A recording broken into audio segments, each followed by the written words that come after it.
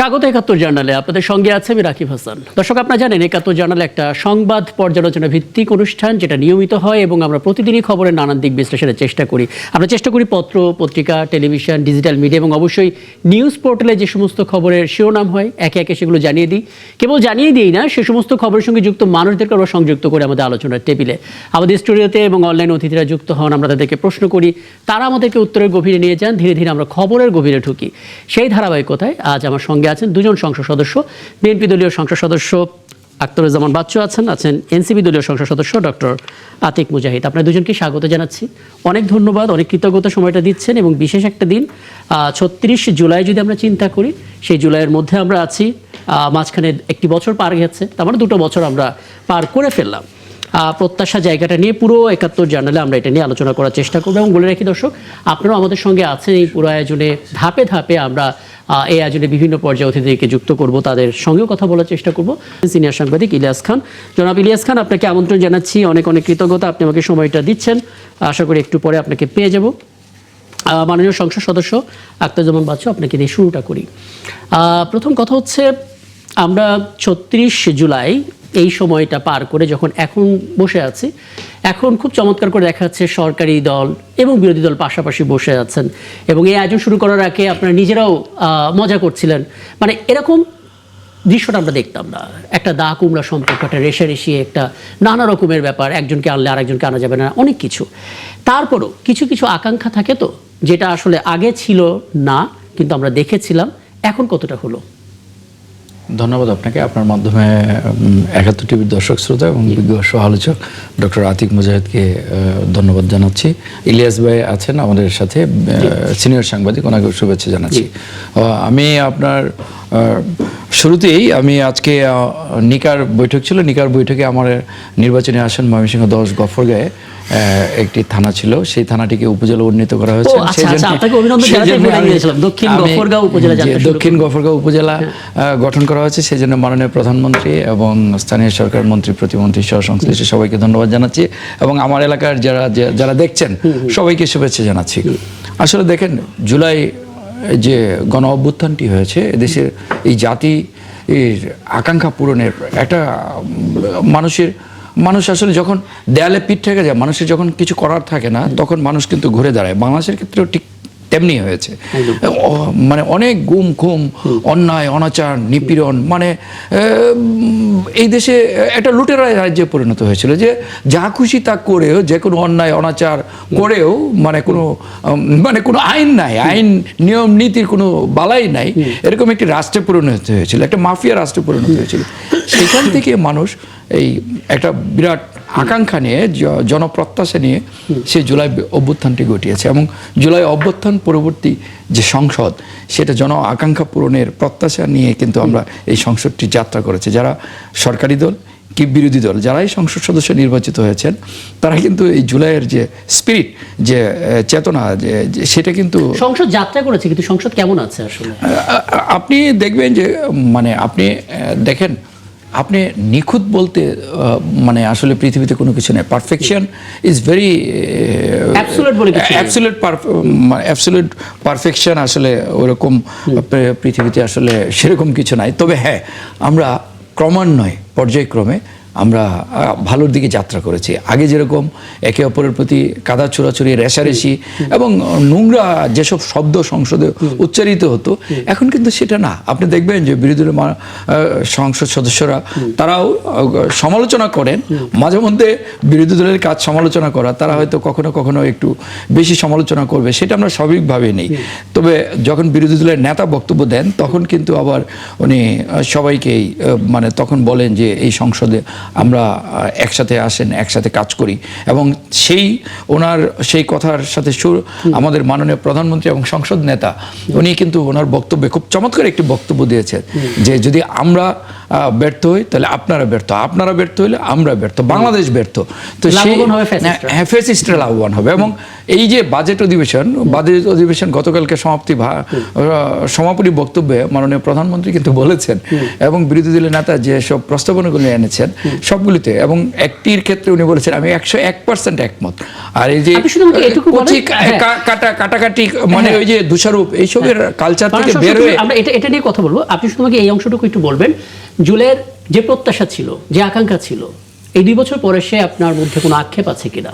দেখেন, মানুষের জীবনে আক্ষেপ থাকেই, মানুষের পুরোপুরি মানুষ মানে never you can be totally contentment আসলে মানুষের জীবনে আসে না। তবে মানে যাত্রাটা আমরা শুরু করেছি, এইটুকু আপনাকে বলতে পারি যে প্রত্যাশা পূরণে যে যাত্রাটা 4 মাসে সেই আপনার যাত্রাটা শুরু হয়েছে। ইনশাল্লাহ ধীরে ধীরে মানে পুরোপুরি মানুষের জনপ্রত্যাশা পূরণে, জন আকাঙ্ক্ষা পূরণে মাননীয় প্রধানমন্ত্রী জনাব তারেক রহমানের নেতৃত্বে এই সরকার কাজ করবে সবাইকে নিয়ে। একদম। আমি আসলে বিরতির পরে আরো আলাপ করবো, তো এগুলো সবার ছোট ছোট একটু মন্তব্য নিতে চাই। ডক্টর আতিক মুজাহিদ, মানে আপনারা সবাই জুলাই মাঠে ছিলেন, এখন যে সমস্ত কারণের প্রেক্ষিতে এই জুলাই হলো, এখন আপনি সেই কারণগুলো কতটা টের পান? একটাও টের পান নাকি কিছুটা টের পান, কি বলবেন? ধন্যবাদ। আমি আসলে সত্যি কথা বলতে আমার এলাকায় প্রচুর রকম নদী ভাঙতেছে তিস্তার পানিতে, ইন্ডিয়া পানি ছেড়েছে। প্রায় এই মুহূর্তে যদি বলি, আজকে প্রায় কয়েক হাজার লোক বিভিন্নভাবে এসে আবেদন করেছে। আমার ধরলা নদীতে ভাঙতেছে, তিস্তা নদীর আশেপাশে ভাঙতেছে, আমার ঘড়িয়ালডাঙ্গার এলাকা, সেই সব লোকজনের ব্যাপারে সরকার দ্রুত পদক্ষেপ নেবে সেই প্রত্যাশা রেখে আমি শুরু করতেছি। আপনার জুলাই ইস্যু নিয়ে, জুলাই নিয়ে আজকে আমি পত্রিকাগুলো খুলে দেখছি, খুব বেশি অ্যাটেনশন দিয়েছে বলে আমার কাছে মনে হয় না। 7 থেকে 8টা সাইড টাইড মিলায় আপনি এখানেও দেখেছেন যে মেইন স্ট্রিম তারা সামহাও বাইপাস করার চেষ্টা করতেছে। অথচ আমরা অনেক বড় বড় ইভেন্টগুলো যেগুলোকে এটা রাষ্ট্রের একটা এটাকে তো বাইপাস করার কোনো অপশনই নাই। জুলাই অভ্যুত্থানকে, যেটা বাংলাদেশের বর্তমান যে গভর্নমেন্ট, সেটা লেজিটিমেসিও কিন্তু জুলাই, ইন্টারিম গভর্নমেন্টের লেজিটিমেসি জুলাই। এবং আমরা যদি বলেন যে কতটুকু বাস্তবায়িত হয়েছে মূল্যায়ন করার জন্য, আমি আগে বলিনি, এই মানুষ 2টা লেজিটিমেসি দিয়েছে আপনাকে, একটা গণভোটের রায়, পিপলস লেজিটিমেসি, আর একটা হচ্ছে আপনার রিপ্রেজেন্টেটিভ লেজিটিমেসি। অলরেডি আপনি 50% 9 করে দিয়েছেন। আচ্ছা, মানে আপনার ইন টার্মস অফ লেজিটিমেসি। আচ্ছা, এরপর বাস্তবায়নের দিক দিয়ে আমরা একটা স্বাধীন সার্বভৌম একটা আপনি বিচার ব্যবস্থা চেয়েছিলেন, সেটাকে আপনি বাতিল করে দিয়েছেন। মানবাধিকার কমিশনগুলো বাতিল করে দিয়েছেন। সো যে রাষ্ট্রের আকাঙ্ক্ষা জাস্টিস ফার্স্ট, কিন্তু we want justice, this word is justice, সেটা এক্সিকিউশন করার জন্য যে প্রতিষ্ঠানগুলো, সেটা আপনার সুপ্রিম কোর্ট এবং সুপ্রিম কোর্ট সচিবালয় এবং আপনার মানবাধিকার রক্ষা করবে। মানে এখন বলবো যে 50% বাদ হয়ে গেছে, আমি বলবো 50% তো বিগিনিং এ বাদ হয়ে গেছে, গণভোট না আপনার এক্সিকিউশন না করার কোনো সম্ভাবনা নাই সেটা 50%। আপনি কিভাবে আপনি গণভোটের রায়কে তো আপনি কোনোভাবেই সবসময় বাইপাস করেই যাচ্ছেন, পার্লামেন্টকে করে ফেলছেন। কারণ আপনি কনস্টিটিউশনের ফেসিজম রেখে আপনি বলতেছেন যে এক্সিস্টিং জিনিস ঠিক করবো, এটা তো হয় না। মানে এটা আপনার যদি নিয়ম ঠিক না হয়, তাহলে আপনি খেলাও তো ঠিক হবে না। তো সেই জায়গা থেকে আমি মনে করবো যে আকাঙ্ক্ষাটা মানুষের ছিল। এবং আপনার প্রতিষ্ঠানিক আপনি বলেন কোন জায়গায় ঘুষ দুর্নীতি কমেছে, কোথায় অ্যাকাউন্টেবিলিটি এসেছে, যেটা আমরা, বাট হ্যাঁ কিছু জায়গায় আপনি হয়তো দেখতে পাচ্ছেন যে পলিটিক্যাল কালচারে চেঞ্জ আসছে, পার্লামেন্টারি কালচারে চেঞ্জ আসছে, এবং পার্লামেন্টে একটা ভাইব্রেন্ট কনস্ট্রাকটিভ আচরণ হচ্ছে। আমি গণমাধ্যম কর্মী হিসেবে সবাইকে প্রশ্ন করতে পারছি, প্রশ্ন করার জিনিসটা একটু বাড়ছে। কিন্তু আপনি হয়তো এক সময় ছিলেন খুবই কর্নারের জায়গা ছিলেন, হয়তো এই টেবিলে আসেন না, আপনি ওই এখনো ক্যামেরার পিছনে আসছেন, এইটাতে আপনি খুশি, কারণ আপনি দীর্ঘদিন কর্নারে ছিলেন, দরজার পাশে ছিলেন, ঢুকতে পারেননি। আমাদের যে ভিশন ছিল যে বাংলাদেশ রাষ্ট্রকে একটা জাস্ট জায়গা, যেটা সবার জন্য লিভেবল হবে, সেফটি সিকিউরিটি, কোনো পার্টিসান না, সবাই আপনি দল করেন দল না করেন সাধারণ মানুষ, সবার জন্য যে সিস্টেম পাওয়ার কথা, দ্যাট ইজ নট হ্যাপেন। ওকে, আমি তাহলে একটু শেষ করে আপনি যদি রেটিং দিতে বলি 10-এর মধ্যে আপনি কত দেবেন?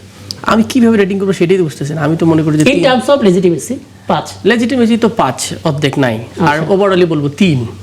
আচ্ছা, জনাব ইলিয়াস খান, আপনাকে আমন্ত্রণ জানাচ্ছি এবং বোধ করি আপনি 2জন সংসদ সদস্যের কথাই শুনেছেন। দুটো বিষয়, দুটো পয়েন্ট ডক্টর আতিক মুজাহিদ উল্লেখ করেছেন। প্রথম কথা হচ্ছে বিভিন্ন গণমাধ্যম, ইনফ্যাক্ট দেশের বড় বড় গণমাধ্যম, তারা নাকি এই খবরটা জুলাইয়ের ইস্যুটাই বাইপাস করার চেষ্টা করেছে।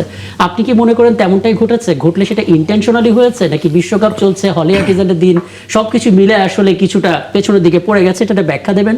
আর আপনি নিজে একমত কিনা এই বিষয়ের সঙ্গে যে হ্যাঁ, জুলাইয়ের লেজিটিমেসির 50%ই বাদ হয়ে গেছে সংসদ অধিবেশনের প্রথম দিনেই? জি, আপনাকে ধন্যবাদ। আমার 2 সহ আলোচক বাচ্চু ভাই আছেন এবং আতিক মুজাহিদ, যার সঙ্গে আমি অনেক স্মৃতি আছে, সে এখানে আলোচনার বিষয় না। যাই হোক, আমি বলবো গণমাধ্যমে অত বেশি করে আসেনি, বাট 36 জুলাই তো আজকে তো কেবল প্রথম দিন, সুতরাং খুব যে এড়িয়ে গেছে এটি বলার সুযোগ নেই, কারণ এড়ানোর সুযোগ নাই। এই জাতি দীর্ঘদিন আওয়ামী লীগের 15.5 বছর এবং এর আগে যে তত্ত্বাবধায়ক সরকার ছিল, যারা বিএনপিকে ক্ষমতায় না আসতে দেওয়ার জন্য যেটি গঠিত হয়েছিল সম্পূর্ণ অন্যায়ভাবে, এই 17 বছর মানুষ নিষ্পেষিত ছিল। আপনি ধরুন, কাকে গুম করতে হবে ইচ্ছে করে গুম করে ফেললো, কাকে মেরে ফেলতে হবে ইচ্ছে করে মেরে ফেললো, ব্যাংক লুট করতে ইচ্ছে করে আমি লুট করে ফেললাম, আমার টাকা সব বিদেশে পাচার করবো আমি পাচার করে দিলাম। এই অবস্থা তো ছিল, মানুষের মানবাধিকার, আইন শৃঙ্খলা পরিস্থিতি সবকিছু একদম তলানিতে গিয়ে ঠেকেছিল। একটি পর্যায়ে কিন্তু আমাদের মনে হয়েছিল এই দুঃশাসন বুঝি আর শেষ হবে না। কিন্তু আমি ধন্যবাদ জানাতে চাই যারা এই দুঃশাসন হটিয়ে আমাদেরকে গণতন্ত্র উপহার দিয়েছে। বিশেষ করে বিএনপির অসংখ্য নেতা কর্মী, সাথে ছিল জামাত ইসলামী, ছিল এই যে আমাদের আজকে আতিক মুজাহিদ আছেন, তাদের যে দলটি, এই দলে যারা নেতৃত্ব দিচ্ছেন তারা সবাই ছিল, এবং সর্বোপরি বাংলাদেশের পুরো মানুষ কিন্তু এই আন্দোলনে ছিল এবং তাদের আকাঙ্ক্ষা কিন্তু পূরণ হয়েছে, অন্তত স্বৈরাচার বিদায় নিয়েছে। এবং আপনি দেখবেন যে এবারে আন্দোলনটি কিন্তু ভিন্ন ছিল। আগে যে আন্দোলনগুলো ছিল মূলত আরবান আন্দোলন ছিল, 93 গণঅভ্যুত্থান, ঢাকা বিশ্ববিদ্যালয় এবং কয়েকটি প্রতিষ্ঠান কেন্দ্রিক ছিল, আর গ্রামে গঞ্জে কিন্তু তার ব্যক্তি ছিল না। বাট এবারে গ্রামে গঞ্জে, হাট বাজার, পাড়া মহল্লা সর্বত্র ছোট শিশুরা পর্যন্ত আন্দোলনে যোগ দিয়েছে। শিশু, ছাত্র, তাদের এগুলো আসলে বাবা বলতে গেলে আসলে দীর্ঘ সময় চলে যাবে। যদি স্পেসিফিক্যালি এটা আপনি বলেন যে 50% লেজিটিমেসি টার্মসে বাদ হয়ে গেছে, আমি মনে করি না, ইটস টু আর্লি। এটি কমেন্ট করা খুব আগে হয়ে যায়। সবচেয়ে বড় বিষয় যে বাংলাদেশের গণতান্ত্রিক অভিযাত্রা শুরু করেছে, এটার বিরাট দিক। এবং যেটি একটু আগে দুজন এমপি বললেন যে আমাদের পার্লামেন্ট দেখুন কত প্রাণবন্ত হচ্ছে, এবং আমরা আশা করতে চাই প্রাণবন্ত যেন থাকে। আমরা যেন পার্লামেন্টের বাইরে গিয়ে রাস্তাঘাট বন্ধ না করে আন্দোলন না করি, এটি কিন্তু আমাদের মাথায় রাখতে হবে। আমি মনে করি এই অভিযাত্রা যে শুরু হয়েছে, এবং রাজনৈতিক যে সংস্কৃতি ছিল বাংলাদেশে, সেই রাজনৈতিক সংস্কৃতি অনেক চেঞ্জ হয়ে গেছে। আপনি দেখবেন যে মাননীয় প্রধানমন্ত্রী, তিনি বিজয়ের পরে তিনি কিন্তু বিরোধী দলের নেতাদের বাসায় ছুটে গেছেন। এই সংস্কৃতি কিন্তু বাংলাদেশে দীর্ঘদিন ছিল না। বিরোধী দল ছিল একটা, কেমন দল ছিল আমরা জানি, একটা গৃহপালিত বিরোধী দল ছিল। কোন রাজনৈতিক দলগুলোর মধ্যে দেখা দেখে চোখাচোখি এগুলো কিন্তু একদম বন্ধ হয়ে গিয়েছিল। আপনি দেখেন, শুধু একটি বলি আমি, এই যে সশস্ত্র বাহিনী দিবস পালন হয়, যেখানে আগে বাংলাদেশ সব সময় দেখেছি সরকারি দল এবং বিরোধী দল তারা জেতেন, কিন্তু বেগম খালেদা জিয়া কিন্তু দীর্ঘদিন সেখানে যেতে দেওয়া হয়। এই সংস্কৃতি কিন্তু আওয়ামী লীগ করেছিল, তার উত্তরণ ঘটেছে। এই সংস্কৃতি এখন আর বাংলাদেশে নাই। রাজনৈতিক সহনশীলতার যে সংস্কৃতি, সেটি কিন্তু বাংলাদেশে শুরু হয়েছে। আমরা আশা করতে চাই। এখন বিরতিতে যাওয়ার আগে ছোট করে আরেকটা বিষয় একটু সংক্ষেপে বলবেন। মানে সরকার জুলাইয়ের যে চেতনা বলুন বা জুলাইয়ের যে কমিটমেন্ট বলুন, সেটা বাস্তবায়ন করতে আগ্রহী, আন্তরিক, এই ফিলটা কি বিরোধী দলকে দিতে ব্যর্থ হচ্ছে, নাকি বিরোধী দল আসলে ভুল বার্তা পাচ্ছে সরকারের কাছ থেকে? আমার মনে হয় ভুল বার্তা পাচ্ছে, কারণ সরকারি দল কিন্তু বলেছে যে জুলাই চার্টার, যেটি দাড়ি, কমা, ফুল স্টপ সহ সব পালন করা হবে, সেটি কিন্তু সরকারি দলের পক্ষ থেকে বারবার বলা হয়েছে। কিন্তু এখনই সব শেষ হয়ে গেছে, এটি ভাবার কিন্তু কোনো সুযোগ নেই। আমার মনে হয় আমরা সামনের দিনগুলো দেখি এবং ভালো দেশ আমরা পাবো, কিন্তু আমরা আশা করতে ভালো গণতন্ত্র পাবো। যেমন আজকে ঢাকা বিশ্ববিদ্যালয়ের একটা অনুষ্ঠানে একজন সাবেক অন্তর্বর্তীকালীন সরকারের উপদেষ্টা ওয়াহিদুদ্দিন মাহমুদ বলেছেন যে নিখুঁত গণতন্ত্র আমাদের এখন পাওয়ার দরকার নেই, আমরা একটি মোটামুটি ভালো একটি গণতন্ত্র চাই। হঠাৎ করে একদিনেই এই যে 17 বছর যে জঞ্জাল জড়ো হয়েছে, সেটি কিন্তু একদিনে সরিয়ে ফেলা সম্ভব না। আমরা আশা করতে চাই কিন্তু ভালো রাজনৈতিক সংস্কৃতি শুরু হচ্ছে, জনকল্যাণমুখী রাজনীতি শুরু হয়েছে। আপনি দেখুন যে ভোটের কালি শুকানোর আগেই আমাদের মাননীয় প্রধানমন্ত্রী কিন্তু অনেকগুলো প্রতিশ্রুতি, যে নির্বাচনের প্রতিশ্রুতি ছিল, সেটি কিন্তু তিনি পূরণ করতে শুরু করেছেন। এটি অত্যন্ত পজিটিভ দিক। এবং বাংলাদেশে খেটে খাওয়া সাধারণ মানুষ, নিরন্ন মানুষ সবাই যাতে খেয়ে পড়ে বাঁচতে পারে, তার কিন্তু সেই ভীষণ আজকে একটি শুধু উদাহরণ দিই আপনাকে, রাজনীতির সংস্কৃতি বা মানবিকতা কিভাবে প্রস্ফুটিত হচ্ছে। দেখবেন যে একটি অন্ধ ঘোড়া একটি ছেলে পালন করেছে এবং মাননীয় প্রধানমন্ত্রীকে সেই ছেলেটাকে কিন্তু পুরস্কৃত করেছে। দুই একটি ঘটনা কিন্তু অনেক কিছু প্রমাণ করে। আমরা কিন্তু এভাবে কখনো চিন্তা করি না, বাট তিনি এগুলো শুরু করছেন। সুতরাং আমরা আশা করতে চাই বিরোধী দল, গত কদিন আগে আমরা দেখছি পার্লামেন্টের যে ইউরোপের একটি পার্লামেন্টের সংসদ সদস্যরা মারামারি করেছে।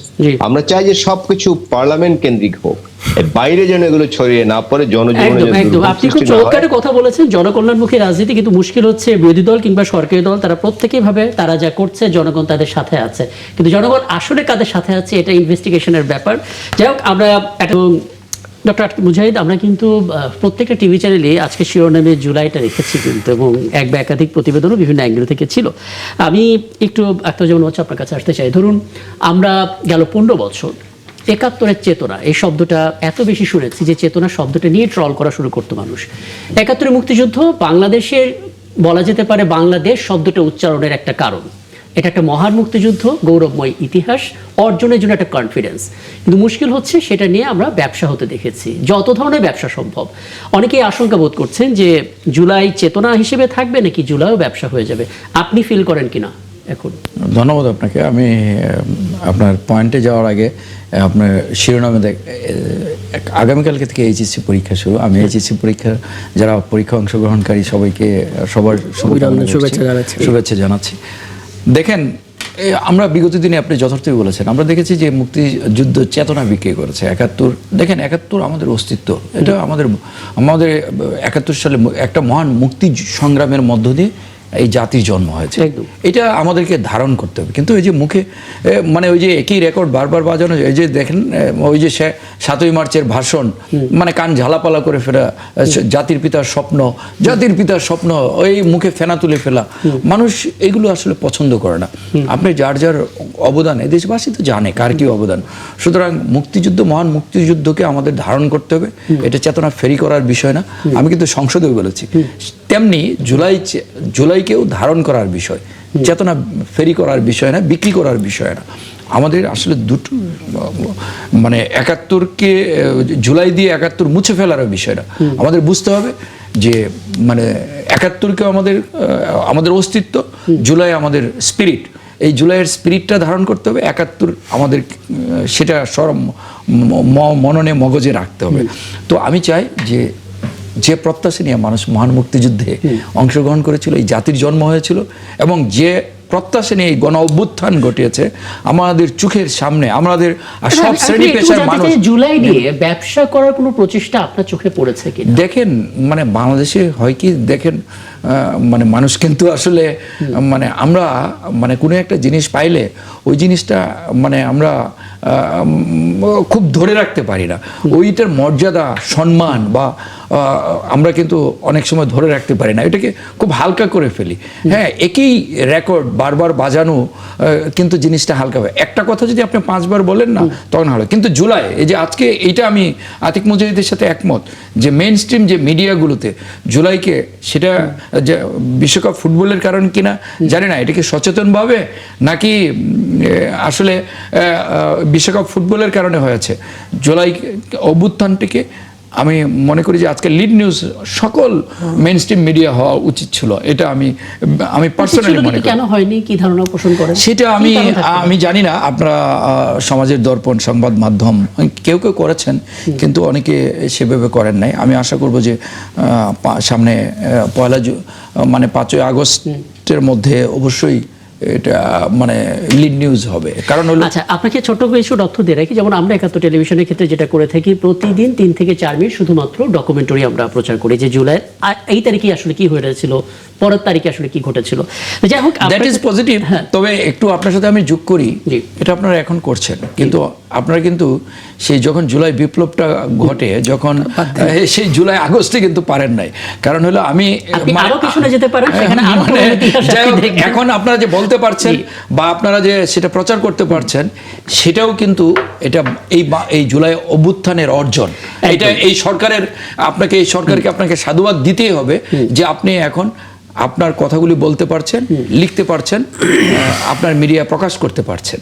কিন্তু এটাও তো বলা হচ্ছে যে সরকার আসলে লেজিটিমেসির 50% বাদ করে দিয়েছে প্রথম দিনই। না, এটা কারো দৃষ্টি মানে এখন এটা মানে এটা বিরোধী দলের কারো বক্তব্য, জনগণের বিরোধী দল এটা ভুল বার্তা পাচ্ছে। মানে আমি মনে করি যে দেখেন, আমরা তো বলেছি যে জুলাইকে দেখেন, এই জুলাইয়ে যারা শহীদ হয়েছে তাদেরকে আমরা মুক্তিযোদ্ধাদের সমান ভাতা এটা কিন্তু সংসদে আলোচনা হয়েছে যে ভাই, মুক্তিযুদ্ধের সাথে জুলাইকে ভাই, রাষ্ট্রীয়ভাবে কি কিছু তুলনা পালন চলে না। তারপরে সেটা ভাতা এবং যারা পঙ্গু হয়েছে তাদের চিকিৎসা এবং তাদের জন্য আলাদা ফান্ড এই বাজেটে রাখা হয়েছে। জুলাইকে মানে আমরা কিন্তু মানে মনে প্রাণে ধারণ করি, এটা মানে একদম একদম। আমি আসলে জুলাই যে আহতদের কথা বললেন, আহত নিহত সবার প্রতি এবং শ্রদ্ধা। আমি এটা নিয়ে আলাদা করে আমি 10 সেকেন্ড আপনার সাথে যোগ করি। মাননীয় প্রধানমন্ত্রী জুলাই আন্দোলনে যারা শহীদ হয়েছেন, যারা আহত হয়েছেন, তাদের সাথে প্রতি বছরই মানে উনি একটি বিএনপির পক্ষ থেকে একটি বড় প্রোগ্রাম হয়, এইবারও হবে। গতকালকে আমি মাননীয় প্রধানমন্ত্রী কার্যালয়ে ছিলাম, সেখানে সেই প্রোগ্রাম নিয়ে আলোচনা হয়েছে এবং উনি প্রধান অতিথি হিসেবে সেই অনুষ্ঠানে উপস্থিত থাকবেন। চমৎকার। মানে এইগুলো এবং আসলে- মাসব্যাপী কর্মসূচি বিএনপির পক্ষ থেকে নেওয়া হয়েছে, মাসব্যাপী ঘোষণা কর্মসূচি। হয়েছে ভাই? হ্যাঁ, ছাত্রদল ইতিমধ্যে গতকালকে রাত্রে 11টায় শহীদ মিনারে কর্মসূচি পালন করেছেন। আমাদের দলের সিনিয়র যুগ্ম মহাসচিব অ্যাডভোকেট রুহুল কবির রিজভী আহমেদ সেটাতে প্রধান অতিথি ছিলেন। এরকম কর্মসূচি ধারাবাহিক অনেকগুলি কমিটি গঠন করা হয়েছে, সেই কমিটি গঠন সেগুলি কাজ করছে। জুলাই নিয়ে আমরা সিরিজ প্রোগ্রাম হবে। একদম, এটা এই জন্য অগ্রিম শুভকামনা, এবং এটা হওয়ার প্রয়োজন, কারণ কি কি ঘটেছিল সেই জিনিসগুলো যত বেশি স্মরণ থাকবে তত বেশি জুলাইয়ের ঐক্যটা থাকবে। ডক্টর আতিক মুজাহিদ, কয়েকটা কারণ আসলে প্রশ্নটা করা, যেমন যখন জুলাইয়ের ওই উত্তাল সময়টাতে ছিল, আমরা দেখতে পাচ্ছিলাম এখানে ছোট ছোট কিশোরীরাও আছে, কিশোররা আছে, মেয়েরা রক্তাক্ত হয়েছে, প্রাইভেট ইউনিভার্সিটি পাবলিক মিলেমিশে একাকার আর কি। এরপর আমরা দেখতে পেলাম যে ব্যানারে হচ্ছিল বৈষম্য বিরোধী ছাত্র আন্দোলন, এরপর আমরা দেখতে পেলাম যে সেই কমিটি পর্যন্ত বিলুপ্ত করে দিতে হলো বিতর্কের কারণে। বিভিন্ন জায়গায় মব হতে আমরা দেখলাম, অনেকে গিয়ে বললো আমরা জুলাই যোদ্ধা। একটা পর্যায়ে বিরক্ত হয়ে সেন্ট্রালে যারা ছিলেন, হযরত আব্দুল্লাহ বা সার্জিস আলম, তারাও বলে দিচ্ছিল যে আমরা কেউ চাঁদাবাজি কিন্তু করবো না, কেউ যেহেতু বিভ্রান্তিমূলক কথাবার্তা বলে 1 টাকা দিয়েও সাহায্য করবে না, আপনাদের স্ট্যাটাস দিতে হয়েছে। তার মানে আপনার মনে হয় কিনা তখন থেকেই একটা গোষ্ঠী আপনাদের মধ্যে থেকেই ব্যবসা করার চেষ্টা করেছিল, যে কারণে আপনাদের মতো সেন্ট্রালে যারা ছিলেন তাদেরকে বলতে বাধ্য হয়েছে তোমরা এটা করতে পারো না বা আপনারা বিভ্রান্ত হবেন না? ধন্যবাদ। এটা টু বি অনেস্ট, ইভেন উনি এমপি আছে, ওনার নাম ভাঙে, ওনার নেতাকর্মীরা অনেক জায়গায় প্রভাব খাটায় না, ইটস ভেরি ন্যাচারাল। বাংলাদেশের মানুষের আমাদের মোরাল স্ট্যান্ডার্ড ওই লেভেলে নাই। জুলাই তো অনেক বড় ঘটনা, বিশাল, এটা কি আর এসব আমি বলি না, ওদের সুযোগ পাইলেই হ্যাঁ সুযোগ পাইলেই তখন মানুষ তার অপব্যবহার করা শুরু করে। আর একটা শ্রেণীর মানুষ থাকে এরকম, ভাই আসেন, আপনি যেহেতু পাওয়ারফুল আছেন, এখনও কিন্তু অফার করে, এখানে আসলে কিন্তু আপনার নামকে এটা করতে পারবেন, ওইটা করতে পারবেন। নানা রকম গোষ্ঠী কিন্তু সিন্ডিকেট করে থাকে। তাদের ইন্টেনশনটা, তাদের ব্যবসা ঠিক রাখার জন্য তারা আপনাকে ইউজ করবে, কখনো মিডিয়াকে ইউজ করবে, কখনো জুলাইকে ইউজ করবে, কখনো জুলাই নেতাদেরকে ইউজ করবে। এবং সমন্বয়কদের ব্যাপারে আপনারা যে নিউজ করেছেন দেখবেন অনেক জায়গায় এরকম কিন্তু অনেক ইস্যু ঘটেছে। পরে কিন্তু বাধ্য হয়ে আমরা কিন্তু এটাকে সিস্টেমের মধ্যে নিয়ে আসছি, এবং অনেকে ডিসঅর্গানাইজও ছিল। কিন্তু জুলাইয়ের বিগিনিং আপনি বলতে পারবেন যে খুবই মানে একদম খুবই সেরকম অর্গানাইজ ছিল। 158 জন সমন্বয়ক ছিল, তাদের নেতৃত্বে একটা ফোরাম ছিল, বিভিন্ন দল তারা ওটার সাথে লিয়েজু করতো, তারা ডিরেক্টলি সামনে আসতো না। অনেক বিশাল বিক্রম, আপনার আস্তে আস্তে সামনে আসবে ইতিহাসগুলো, অনেকে বলতে পারেন না কীভাবে এই জিনিসগুলো কোঅর্ডিনেটর ওয়েতে মুভ করছে। তো সেই বিষয়গুলো তো ডেফিনেটলি, কিন্তু এইসব বিচ্ছিন্ন ঘটনা তো আছেই। যে কেউ ভাই, কোনো অন্যায় তো অন্যায়, এটাকে আপনি জুলাইয়ের নামে করেন আর 71-এর নামে করেন, অন্যায় ইজ অন্যায়। এটা যদি না বুঝে তাহলে তো রাজনীতি করে করে লাভ নেই। জুলাইয়ের সাথে 71-এর চেতনার ব্যবসাটা আমি একটু বুঝি। চেতনা বলতে গেলে কী বোঝায়? চেতনা সবারই আছে, কেন চেতনা? স্পিরিট নাকি? তাহলে আমি বলি মুসলিম স্পিরিট আমার কাছে আছে, মানে কি? তাহলে আমি আল্লাহকে ভয় পাই। তাহলে আমি একটা খারাপ কাজ করতে মনে করি, এই আল্লাহ কিন্তু দেখতেছে, observing me, this call spirit, right? তো জুলাই আমাদের কি বলছে? জুলাই বলছে যে ইনক্লুসিভ বাংলাদেশ, সবাইকে নিয়ে মুভ করো, জাস্টিস, বৈষম্য থাকবে না, সবার ভিতরে সাম্য আসবে। Very good, nice. দেখেন সব জায়গায় কিন্তু বলে তো এটা তোর বাপদাতার দেশ না, তুমি রাজাকার বলে বাইসে যাবে এরকম না। সবাইকে কোয়েশ্চেন করা যে ইস্যুটা, যে রাষ্ট্রটাকে জনগণের কাছে নিয়ে যাওয়ার যে একটা আন্ডারস্ট্যান্ডিং, সেটাই তো জনগণের পাওয়া, জনগণের হাতে তুলে দেওয়া। আপনি স্বৈরাচারে টিকে থাকতে পারবেন না, এই যে একটা বার্তা দেওয়া, এইটাই তো জুলাই নাকি? একদম। তো এইটা কি আবার ব্যবসা করার কি আছে? এইটা না, না, এখানে আমি বলি, এখন আসেন ব্যবসা কোনটা আমি বলি, এই জুলাইয়ের নাম করে চাঁদাবাজি করা। জুলাইয়ের নামে যেটা আমরা দেখতাম যে 7ই মার্চের ভাষণের দিন আগামীকাল মাংস বিতরণ খাওয়া হবে, গরুর জবাই হবে, বিভিন্ন জায়গা থেকে টাকা উঠে তো ছাত্রলীগের লোকজন আর কি। এইটা হলো নাম, এটা স্বাধীনতা। আমি আপনাকে একটু পরিষ্কার করি, একটু ছোট করে যে আপনি বলবেন, আপনি একটু পরিষ্কার করি। ব্যবসা বলতে শুধু এখানে টাকা বোঝাচ্ছে না, ক্রেডিটও বোঝানো হচ্ছে যে আমরাই প্রকৃত জুলাই যোদ্ধা, আমরাই মাঠে ছিলাম। ক্রেডিটটা আমি আপনারা বলি, এই জিনিসটা কিন্তু পলিটিশিয়ানরা আপনারা যেভাবে দেখেন, প্রতিটা পলিটিশিয়ান ক্রেডিট নিতে হবে, নাহলে তো রাজনীতি থাকবে না। উনি একটু আগে কিন্তু বললো আমার এলাকার পাগলা উপজেলাকে চেঞ্জ করে আমরা কি করছেন ভাই, দক্ষিণ গফরগাঁও। উনি কিন্তু সব জায়গায় বক্তৃতা বলবেন আমি কিন্তু এটা চেঞ্জ করেছি। কেন ভাই? পলিটিক্সে ক্রেডিট থাকে, এবং পলিটিশিয়ানরা মসজিদ উদ্বোধন করে ক্রেডিট নেয়। আমরা পুরনো না, reference- আমার ভাই আমার কথা শুনেন, এটা আমি কিন্তু it is natural আমি way, কিন্তু it is natural way, কারণটা কি দিয়েছি কৃতিত্ব। জনগণের কাজ করলেও এটা কারণ হচ্ছে, আমি আপনাকে যদি বলি আপনি মোডালিটির আন্ডারস্ট্যান্ডিং আসেন, আমি ডিসকাশনে যাইতে পারি। মোডালিটির নেচার হচ্ছে নিজেকে হাইড করা, পলিটিক্সের নেচার হচ্ছে নিজেকে ওপেন করা, টু ডিফারেন্ট জিনিস, দুইটাকে একসাথে করতে হলে গেটার এখানে যে ছোট একটা কোটেশন দিই, ধরুন যখন আমরা দেখলাম যে জামাতে ইসলামীর বিরুদ্ধে এনসিপি খুব সোচ্চার, যে এখনই দলটাকে বিশ্বাস করা যায় না ইত্যাদি অনেক কিছু, জামাতে ইসলামের পক্ষ থেকেও বলা হচ্ছিল বাপের আগে চলো না ইত্যাদি। এরপর হঠাৎ করে দেখা গেল এক হয়ে গেল জামাতে ইসলামী এনসিপি, 11টা দল হলো, তখন বলা হচ্ছিল জুলাইয়ের পক্ষের শক্তিগুলো আমরা এক হলাম, তাহলে বিএনপি কি বিপক্ষের শক্তি ছিল? পক্ষে বিপক্ষে না, বাস্তবায়নের স্ট্র্যাটেজি একটা খেয়াল করে। জুলাইকে আপনি মনে করেন বিএনপির নেতৃবৃন্দের ব্যাপারে তো অন্যান্য নেতারাই বলছে যে অনেকে প্যাকেট ছিল অন্য দলের কাছে, এখানে আওয়ামী লীগ চালাইছে এরকম কথা আমরা শুনেছি। বরং বিএনপির ওই দেশপ্রেমিক অংশটা যারা প্রো ইন্ডিয়ানের সাথে কোনো কম্প্রোমাইজ করে না, তারাই আন্দোলনে ছিল। আমি যদি বলি সেই অংশটা হয়তো পথ পায় নাই, কিন্তু তারা বিএনপিকে বাংলাদেশকে ধারণ করে, জাতীয়তাবাদকে ধারণ করে। এই জাতীয়তাবাদ যারা বাংলাদেশ অ্যান্টি ইন্ডিয়ান হেজিমনিকে তারা দেখতে পারে না, হেজিমনিক পাওয়ার এবং ফেসিজমকে দেখতে পারে না, তারা কম্প্রোমাইজে বিশ্বাস করে না, তারা আমরা একসাথে মিলে সবাই মিলে আন্দোলন করছি। এখন হয়তো আরো সুযোগ সুবিধার লোক আসছে, তারা তো এটাকে অন্যভাবে পোর্ট্রে করবে। এই জিনিসগুলোকে আমাদের খেয়াল করতে হবে। সেকেন্ড আসেন, আমি যেটা জায়গায় আসছিলাম 71 ইস্যুটা হলো, দেখবেন বলছে কি এই বিএনপি জামাত সাধারণ মানুষকে বলা হয়েছে তোমরা স্বাধীনতার বিপক্ষের শক্তি, স্ট্রেট। আর এই ব্যবসাটা কোনভাবে করছে, আমরা আওয়ামী লীগ হচ্ছে স্বাধীনতার পক্ষের শক্তি। That was the division. তার মানে বাংলাদেশকে ডিভিশন করে রাখা হয়েছে, যেটা ন্যাশন হিসেবে আমরা ফেল করছি। কোনোভাবে ন্যাশনের কিছু ন্যাশনাল ইন্টারেস্টে কোনো ডিভিশন হতে হয় না। আমরা যদি এখন কোনো বাংলাদেশের ব্যাপারে আমরা কেন অ্যাপ্রিসিয়েট করলাম, থ্যাংক ইউ দিলাম প্রাইম মিনিস্টারকে, বলেন তো কারণটা কি? উনি বাংলাদেশকে একটা ফরেন পলিসি স্বাধীনভাবে নেওয়ার ক্ষেত্রে হেল্প করতে চেষ্টা করতেছে। এই জন্য আমরা বলছি যে ন্যাশনাল স্বার্থে বিরোধী দল আমরা উইল সাপোর্ট প্রাইম মিনিস্টার, বুঝতে পারছি? ইন্টারনালি কিন্তু আমরা বিরোধিতা করতেছি অনেক বিষয়, কিন্তু ন্যাশনাল ইস্যুতে আপনার যখন জ্বালানি ইস্যুতে আছে, national issue, not the political issues, not the partisan issues, সেগুলোতে কিন্তু বিরোধী দল আমরা কি করবো, আমরা সেই জায়গায় স্ট্যান্ড নিব, ন্যাশনাল ইস্যুতে আমরা ইউনাইটেড থাকবো। এই জায়গাটা ছিল ডিভিশন, আপনি আমার পক্ষের শক্তি নাহলে বিপক্ষের শক্তি। জুলাই এসে বললো কি, জুলাই বললো ইনক্লুসিভ বাংলাদেশ। আপনি দেখেন একসাথে দোয়া পড়তেছে, যে যার মতো মোমবাতি জ্বালাইতেছে, কেউ ফুল দিতেছে, এখানে হিন্দু মুসলিম বৌদ্ধ খ্রিস্টান সবাই মিলে বাংলাদেশ যে একটি ইউনাইটেড নেশন বলতে যেটা বোঝায়, সেটাকে আমরা জুলাই অভ্যুত্থানে ফিরে পাইলাম। এখন কিন্তু সবাই ধারণ করে, আমরা বলতেছি যে জুলাই ধারণ করলাম, কিন্তু বাস্তবায়নটা কোনভাবে করবেন, এটাই তো ইস্যু। জুলাই কোশ্চেন নিয়ে কারো সমস্যা নেই, সেটা বাস্তবায়ন ইস্যু নিয়ে। বাস্তবায়ন ইস্যু দুইভাবে, আমরা মনে করতেছি জনগণ যেটা চাইতেছে যে ইনস্টিটিউশনগুলোকে রিফর্ম করে দেওয়া, এটাই তো ইস্যু। কেন রিফর্ম করা দরকার? কারণ এই ভাঙাচোরা প্রতিষ্ঠান দিয়ে আপনি জাস্টিস পাবেন না।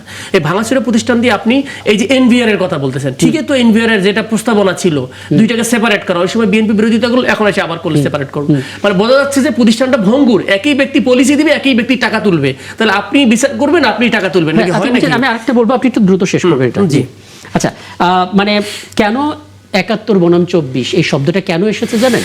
মানে আমরা ওই পরবর্তী সময়ে 5 আগস্ট পরবর্তী সময়ে অন্তর্বর্তী সরকার যখন তৈরি হলো, তখন নানামুখী আন্দোলন আমরা দেখতে পাচ্ছিলাম, এবং তখন ইন্টেনশনালি আমরা দেখলাম যে 47 নিয়ে কথা হচ্ছে, তারপর আমরা 24-এ চলে আসছি, মাঝখানে 71 নিয়ে খুব একটা আলাপ হচ্ছে না।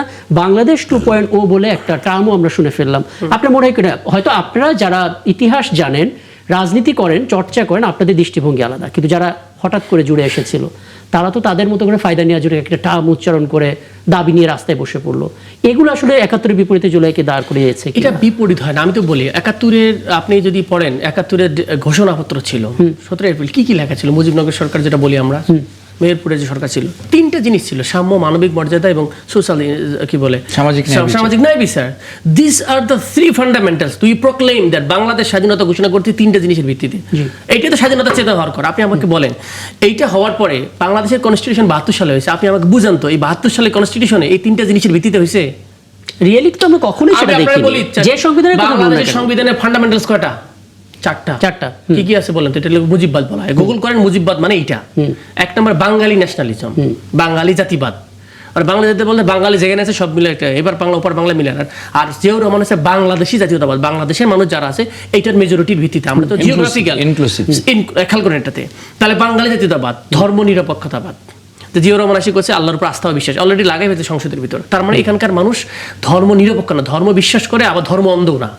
খেয়াল করেন এই বিষয় টার্মিনোলজিগুলো। ধর্ম যখন সেকুলারিজম বলবেন, তখন আপনার এখানে কন্ট্রাডিকশন হবে। অনেক ধর্মীয় প্রতিষ্ঠানকে আপনি কটাক্ষ করবেন। এখানকার মানুষ ধর্মবাদী, ধর্ম ভালোবাসে, তো সেটাকে আপনি তো অ্যাকনোলেজ করতেছেন না। তাহলে এটা কোন জায়গা থেকে আসলো? এটা কি সাম্য মানবিক মর্যাদার মধ্যে ছিল? ছিল না। তারপরে কি আছে আপনারা বলতেছেন আরেকটা যেটা আছে সোশ্যালিস্ট ইকোনমি, আপনার ইকোনমিক ক্ষেত্রে সোশ্যালিস্ট আন্ডারস্ট্যান্ডিংটা আপনার থাকবে, ঠিক আছে। তারপরে আপনি বলছেন democracy of what? Democracy of owner style of democracy, যেটা আছে বেশি উন্নয়ন কম ডেমোক্রেসি, ভোট নাই। সো এইটা ছিল ফান্ডামেন্টালস, এটার ভিত্তিতে আপনার সংবিধান তৈরি হয়েছে এবং এই সংবিধানকে একজনকে সামনে রেখে তৈরি করা হয়েছে তাকে প্রোটেকশন দেওয়ার জন্য। কারণটা কি, এই সংবিধানের ফুললি পাওয়ার এখন পর্যন্ত যদি ধরেন প্রাইম মিনিস্টার ছাড়া কারো কোনো পাওয়ার নেই। Prime minister is unquestionable one. কারণটা কি, সবকিছু তার কনসার্ন নিয়ে করতে হয়। তাহলে একটা সংবিধান যদি গণতান্ত্রিক না হয়, তার সিস্টেমটা যদি ফ্লেক্সিবলি স্ট্রাকচার হয় এবং আদর্শগতভাবে এটা একটা ব্যক্তি কেন্দ্রিক হয়ে যায়, আপনি এই সংবিধান দিয়ে বাংলাদেশ কি সুন্দর মতো চালাতে পারবেন? কোন সেক্টর চালাবেন? একটা সেক্টরের কথা বলে সংবিধানে যে সাংবিধানিক প্রতিষ্ঠানগুলো আছে, নিয়োগ প্রক্রিয়া। আচ্ছা, আপনি খালি এটুকু বলেন, আমরা ইনক্লুসিভ বাংলাদেশের কথা বললে ধর্মীয়ভাবে কি আমরা ইনক্লুসিভ হতে পেরেছি? অবশ্যই। আমরা দেখেন আমাদের প্রস্তাবনা খেয়াল করেন, প্রস্তাবনা হচ্ছে বহু ধর্মের বহু জাতির এই বাংলাদেশ, ঠিক আছে, সব ধর্মকে অ্যাড্রেস করব। আপনার কাছে কি মনে হয় ইন্ডিয়ার সাথে যদি কম্পারিজন করেন, বাংলাদেশের কোনো হিন্দু, আমি আসলে খুব আফসোস করে মাঝে মাঝে, কেন বাংলাদেশে কোনো হিন্দু বলতে পারে আমার বাড়ির পরের বাড়ি এটা হিন্দু বাড়ি, ছোট থেকে বড় হয়েছি আমি, ছোট থেকে আমাদের ফ্যামিলি ধার্মিক এবং আমরা সবার সাথে সদর খরচ, কোনোদিনও মনে হয় না যে হিন্দুকে একটা গালি দিতে হবে, কেউ বলতে পারবে না। কেন দিতে হবে, কি জন্য দিতে হবে? এটা বাংলাদেশের নেচারের সাথে যায় না। আপনি যতগুলো দাঙ্গার ইতিহাস পড়েন, আমি হিস্ট্রি মাস্টার্স করছি আলহামদুলিল্লাহ, বাংলাদেশে এই পরিমাণ দাঙ্গা কখনো হয় একবার হয়েছে নোয়াখালীতে, কোনো একটা রিয়াকশনে, ইন্ডিয়ার রিয়াকশনে। আপনি যত দাঙ্গা সব কলকাতা কেন্দ্রিক দেখবেন। আচ্ছা, তাহলে আপনি বাংলাদেশের মানুষ উগ্র না, বাংলাদেশের মানুষ কমিউনাল না, তাহলে আপনি কমিউনাল জিনিসটা আসলেন কই? আমি আসি আপনি যে 71 কে এই কনফ্লিক্টিং এ নিয়ে যাওয়া। হ্যাঁ, যে কেন এটা আমি একটা সাবজেক্ট আছে, এটা অনেক রকম আছে। অনেকে হতে পারে বলতেছে কি দ্বিতীয় স্বাধীনতা বলার চেষ্টা করে। হ্যাঁ হ্যাঁ হ্যাঁ, ইস্যুটা আছে দ্বিতীয় স্বাধীনতা, সেকেন্ড রিপাবলিক। আমরা বলি সেকেন্ড রিপাবলিক, বাংলাদেশকে ফ্রেশার স্টার্ট করা, কিভাবে যে স্পিরিটে বাংলাদেশ স্বাধীন হয়েছে, এটা বলে সোশ্যাল কন্ট্যাক্ট হয়। মনে করেন আপনার সাথে একটা মারামারি করার একটা কন্ট্যাক্টচুয়াল জায়গায় আসলাম। যেমন এটা প্রথম হয়েছে আপনার 1600 কত সালের দিকে, প্রায় 30 বছর ওয়েস্টার্নরা যুদ্ধ করছে, করার পর ওরা নিজেরা মিলতে পারছে না। অর্থোডক্স, তারপরে কনজারভেটিভ যে খ্রিস্টান যে আছে, কোনোভাবেই মিলতেছে না আদর্শিক ভাবে। মারামারি করবে একসাথে একটা জায়গায় আসলো যে ঠিক আছে আমরা তোমার এলাকায় তুমি ধরো বলঙ্কার, আমার এলাকায় আমি করবো, একটা কম্প্যাক্ট করি। এরপরে এটাকে ট্রিটি অফ ওয়েস্টফেলিয়া বলা হয়। এরপরে তারা সারা পৃথিবী দখল করা শুরু করছে, কম্প্যাক্টে আসছে, একটা সোশ্যাল এগ্রিমেন্ট। ছোট করে বলবেন। আমার এই 71 আমার একটা এগ্রিমেন্ট দিছিল বাংলাদেশকে নতুন করে গড়া, সেই এগ্রিমেন্টটা আমরা বাইপাস করে আমরা একটা দলীয় এজেন্ডা ঢুকিয়ে ফেলেছিলাম। ওটা বাংলাদেশের মানুষের কনস্টিটিউশন হয়নি, বাংলাদেশের মানুষের আকাঙ্ক্ষা হয়নি। তাহলে আপনি 90 এসে সেম জিনিসটা করেছে, ডেমোক্রেটিক স্টাইলে যাবে, সে 3 রূপরেখাটা আমার হয়নি। আমরা 24 এসে সেম জিনিসে আসলাম, কিন্তু সেই জিনিসটাকে আমরা বাস্তবায়ন করতে পারলাম? তাহলে আপনাকে মানুষ যে আকাঙ্ক্ষাটা চায় সেই আকাঙ্ক্ষা বাস্তবায়ন করে। সুতরাং আচ্ছা, সেই আকাঙ্ক্ষা বাস্তবায়ন হয়নি বলে বারবার দুটো নাম্বার এক হয়ে যাচ্ছে না। আমাদের 71 এর সাথে 24 কোনো কনফ্লিক্টিং না। 47 এ ছিল এই অঞ্চলে বাঙালি মুসলমান অঞ্চলের মানে কি জমিদারি প্রথা বিলুপ্ত করে এই অঞ্চলের মানুষের স্বাধীনতা দেওয়া। সব হিন্দুরা এখানে জমি জমা ছিল। এখন এটা জমি জমা নেওয়ার পর এই যে আপনি বলেন লেফটিস্টরা কেন খেপে যায়, লেফটিস্টদের সাথে আওয়ামী লীগের কানেকশন আছে। অনেকগুলো পয়েন্ট আপনি বলেছেন। আমি একটু ইলিয়াস খান আপনার কাছে আসতে চাই। আপনি দুজন সংসদ সদস্যের কথাই শুনলেন এবং পার্সোনালি আপনার নিশ্চয়ই একটা পর্যবেক্ষণ আছে, সেটা আমি জানার চেষ্টা করব। তার আগে আপনি আমাদের এই স্টুডিও অতিথিকে কাউকে কিছু জানতে চান কিনা আপনার জায়গা থেকে আপনি অ্যাড্রেস করে বলতে পারেন। জি, যে অনেকে বলেছে এনসিপি বা জামাত ইসলামের অনেকে বলছে যে 72 সংবিধান ছুঁড়ে ফেলতে হবে, এটি ঠিক না, মাটি দিতে হবে, এগুলো ঠিক না। আমি মনে করি যেখানে যেখানে সংশোধন করা দরকার সেখানে সংশোধন। ডক্টর আতিক মুজাহিদ বলেন 72 সংবিধানের আরেকটা নাম হচ্ছে মুজিববাদ। না, এটি বলার সুযোগ আছে বলে আমি মনে করি, এটি বলার সুযোগ আছে বলে আমি মনে করি না। ভুল ত্রুটি অনেক আছে, বাট সেগুলো সংশোধন করা যেতে পারে। বাট তারপর তো মুজিবের মৃত্যুর পর তো বহুদিন কেটে গেছে, তো সেটা চেঞ্জ হয় না কেন? এগুলো এখন গণতন্ত্রের পক্ষের শক্তিগুলো ক্ষমতায় আছে, তারা পার্লামেন্টে বসে যে 11টি দল, তারা মিলেমিশে সংবিধানে যদি কোনো ভুল থাকে, যদি স্বৈরাচারী ধারা থাকে, যদি ফ্যাসিজমের বীজ থাকে, সেগুলো সবাই মিলে ঠিক করতে হবে। বাট সংবিধান ফেলে দিতে হবে, সংবিধানের মাটিতে পুঁতে ফেলতে হবে, এগুলো পলিটিক্যাল এগুলো তো বলবে ভাই, রেটরিক মন্তব্য। এটা আপনার তো পিওর জায়গা তো রিফর্ম। আচ্ছা, রিফর্ম দরকার বলে আমি মনে করি যদি ভুল ত্রুটি থাকে সেগুলো ঠিক করবে। বাট এগুলো বললে হয় কি, মানুষের মধ্যে এক ধরনের কি বলে যে দেশপ্রেমের ঘাটতি বোঝা যায়। এটি যাতে না বলে আমি সেই প্রত্যাশা করি।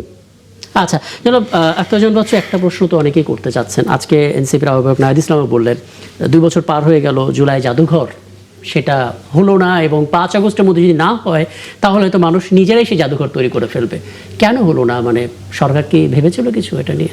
দেখেন, বক্তৃতা আর হলো বাস্তবতা দুটোর মধ্যে কিন্তু সবসময় একটা ফারাক থাকে। আপনি জুলাই জাদুঘর ওপেন করার জন্য সেখানে কমিটি আছে, সেই কমিটি কিন্তু তারপর সেখানে কাজ চলছে এবং সরকার কিন্তু বলেছে জুলাই জাদুঘর সেটা কার্য শেষে সেটা খুলে দেওয়া হবে।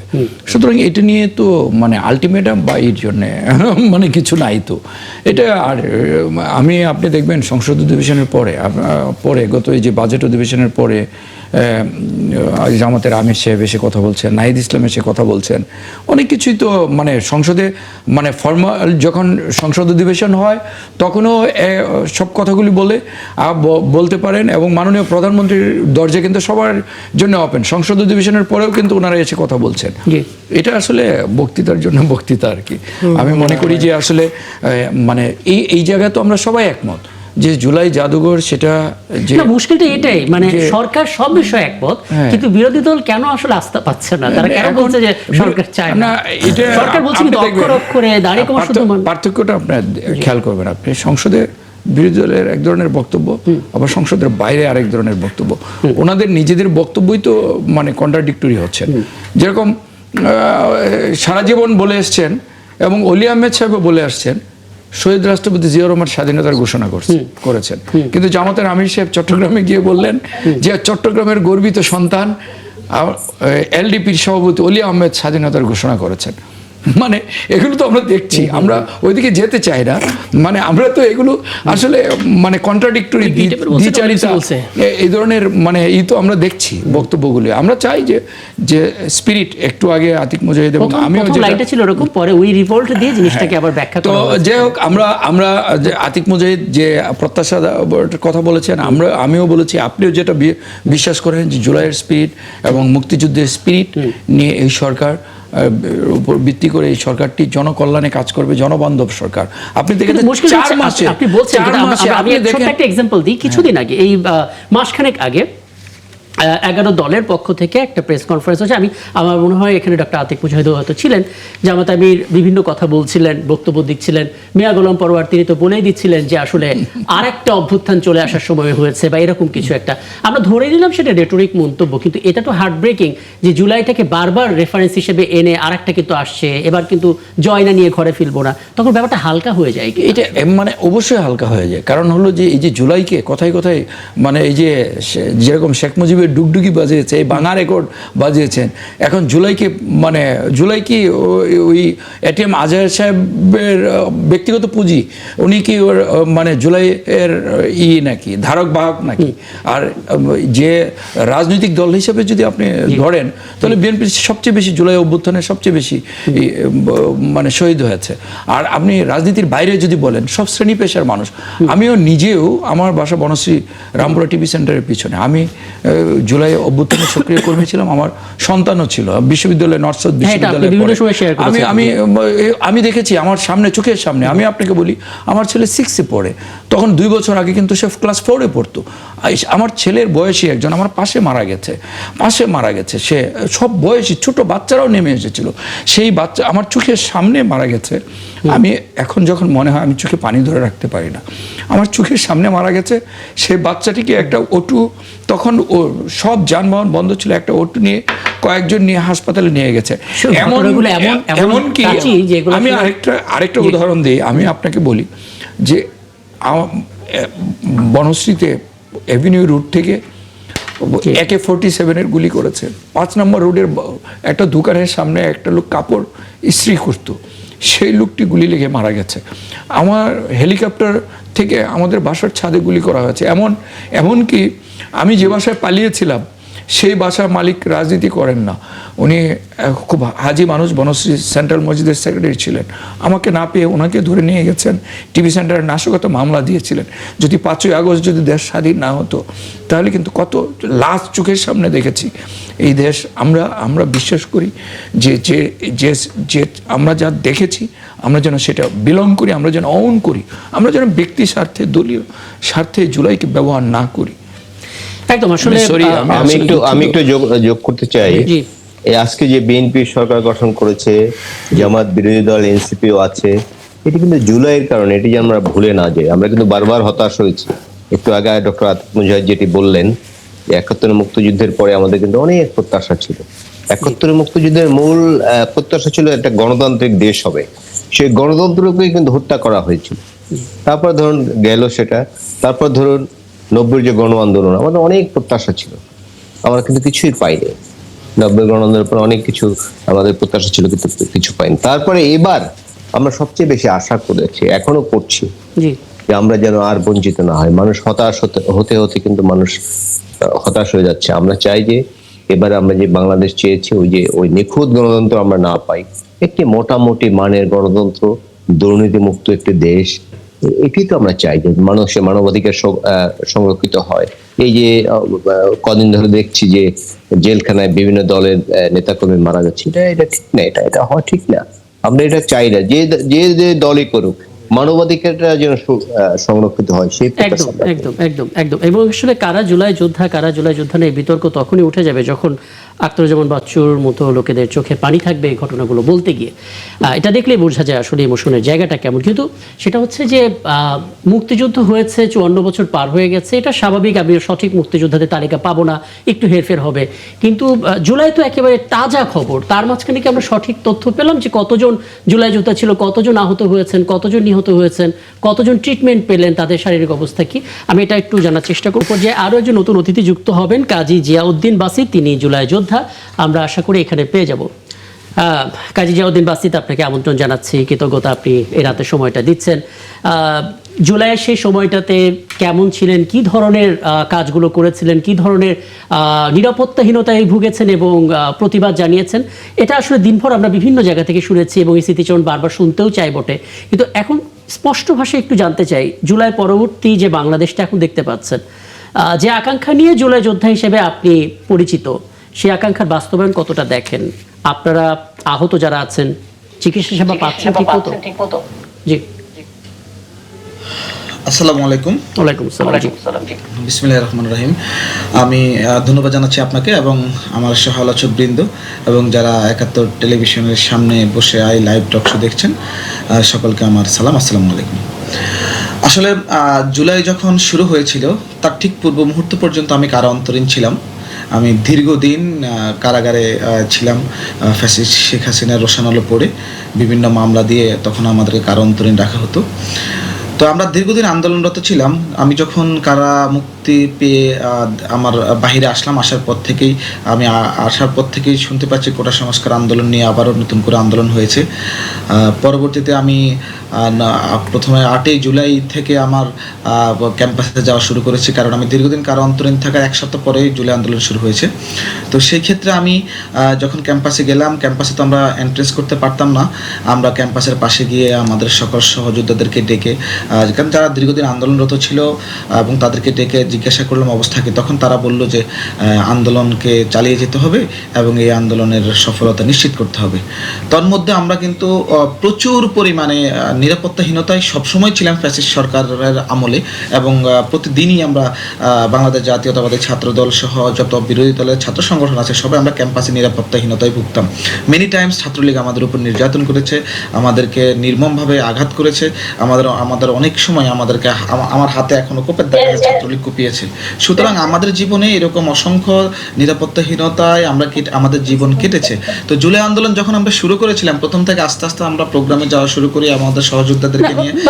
ওই সময় আমরা নিশ্চয়ই শুনবো, কেবল এখনকার বাংলাদেশের কথা বলেন, মানে একটা তো প্রাপ্য আছে আপনাদের, ট্রিটমেন্টের প্রয়োজন, সুচিকিৎসার প্রয়োজন, যারা আসলে নিহত হয়েছেন আপনার পরিচিত পরিমণ্ডলে তাদের একটা প্রণোদনার প্রয়োজন, এটা কখনো ক্ষতিপূরণ দেওয়া সম্ভব না, তারপরও পাশে এসে দাঁড়ানোর মতো উদ্যোগ দেখেছেন, এগুলো ঠিকঠাক মতো প্রত্যাশা মতো পাচ্ছেন?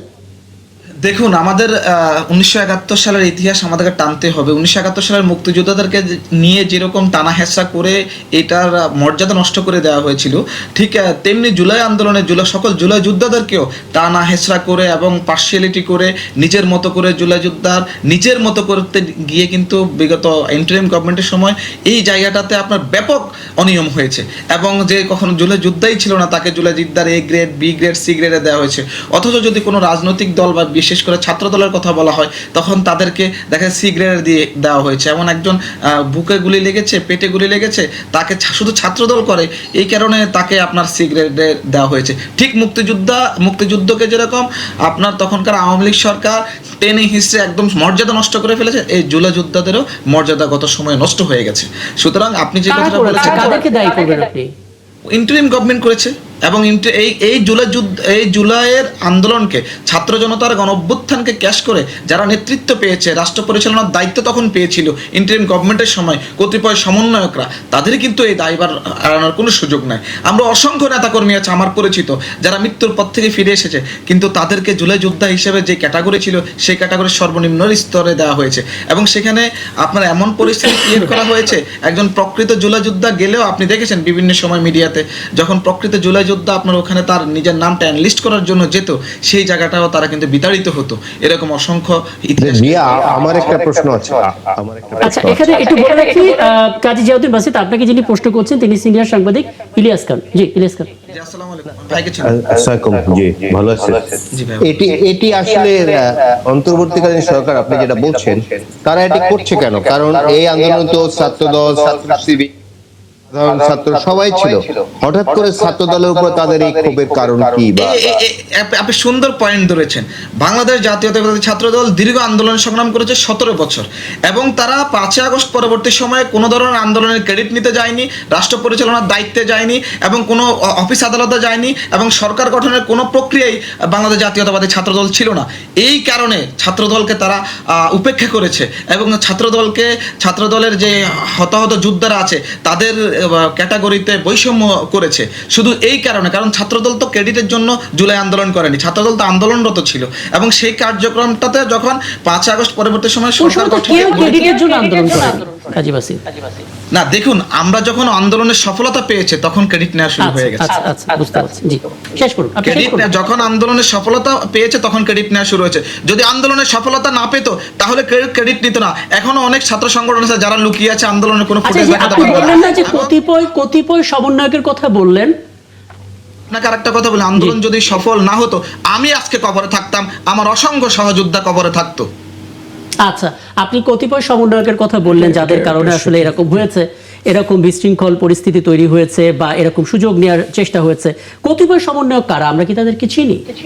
দেখুন, আপনাকে স্পেসিফাই যদি আমি বলতে যাই তাহলে সেটা আসলে রাজনৈতিক শিষ্টাচার কতটুকু মেনটেন করবে। তবু আমি বলছি, যারা সমন্বয়কের দায়িত্ব পালন করে সমন্বয়ক শব্দটাকে বাংলাদেশে অভিশপ্ত করে দিয়েছিল তারাই কতিপয় সমন্বয়ক।